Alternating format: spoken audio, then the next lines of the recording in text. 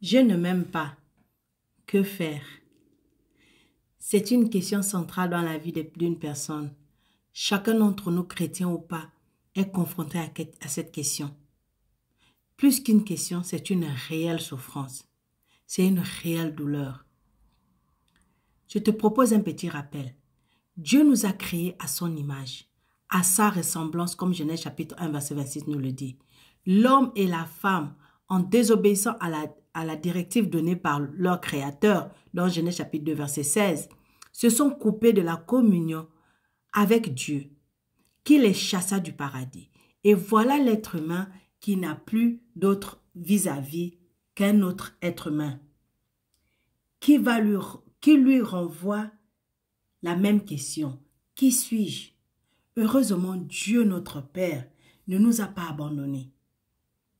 Et nous pouvons en Jésus-Christ reprendre contact avec notre identité profonde d'enfant de Dieu. S'accepter soi-même n'est pas une chose avec laquelle nous naissons. Ce n'est pas inné. Cela s'acquiert et s'acquiert en Christ qui fait de nous une nouvelle créature.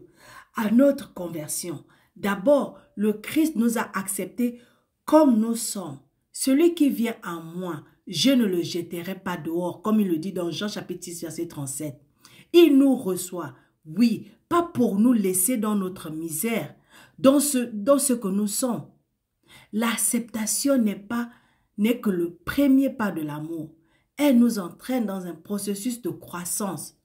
La bonne manière de s'approprier notre nouvelle identité en Christ est de se rappeler, de se dire à haute voix, s'il te plaît, à haute voix, qui nous sommes en Christ.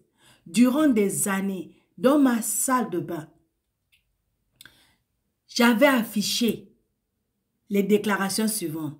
Parce que lorsque tu n'as pas confiance en toi, lorsque tout le temps on t'a dit que tu n'es pas suffisante, il te manque quelque chose, on te fait douter de toi, à un moment, tu commences à te poser la question.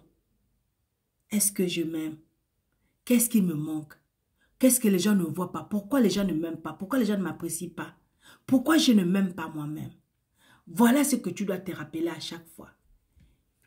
Il n'y a personne au-dessus de lui. Il n'y a personne au-dessus de Dieu. Premièrement, Dieu déclare qu'il n'y a personne au-dessus de lui.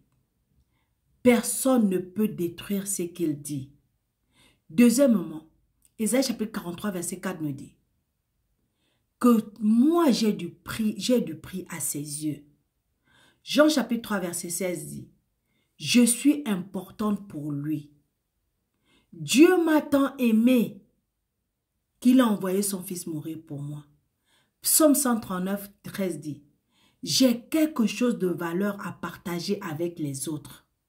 Psaume 139, 13 à 14 dit, dans toute la création, il n'y a personne qui ne soit comme moi ou qui a plus de valeur que moi.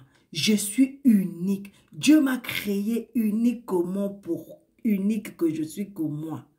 Je ne sais pas si tu vas me comprendre, mais tu vas comprendre que tu es tellement unique. Si tu meurs aujourd'hui, il n'y aura pas un autre comme toi sur cette terre. C'est comme ça que tu es unique. C'est comme ça que Dieu t'a créé spécial. Philippiens chapitre 4, verset 13 dit, avec l'aide de Dieu, il n'y a rien que je ne puisse faire. Il n'y a rien que je ne puisse faire. Je peux tout faire par Christ qui me fortifie. Cette déclaration est maintenant ancrée en moi. Rien ni personne ne peut me l'enlever. Ce que Dieu déclare est immuable. Je peux m'appuyer dessus sans réserve. Cela me rend solide. Cela fortifie ma foi. Ajoute ceci aussi. Jean chapitre 1, 12 dit, je suis accepté. Romains chapitre 8, 35, 39.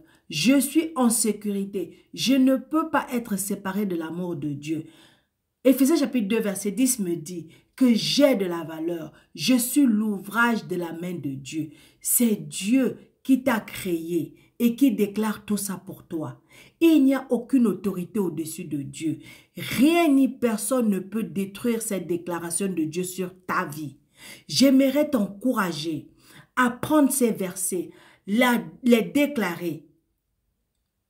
Si ces versets que je viens de te donner te parlent, prends ça Déclare ça ou écris ça sur un papier. Colle ça là où tu peux voir ça tous les jours pour te rappeler que tu as de l'importance vis-à-vis de Dieu. Pour déclarer que tu es unique. Pour déclarer que tu es spécial. Pour déclarer que tu es aimé. Pour que tu t'aimes. Pour que tu t'acceptes comme tu es. Parce que tu es spécial.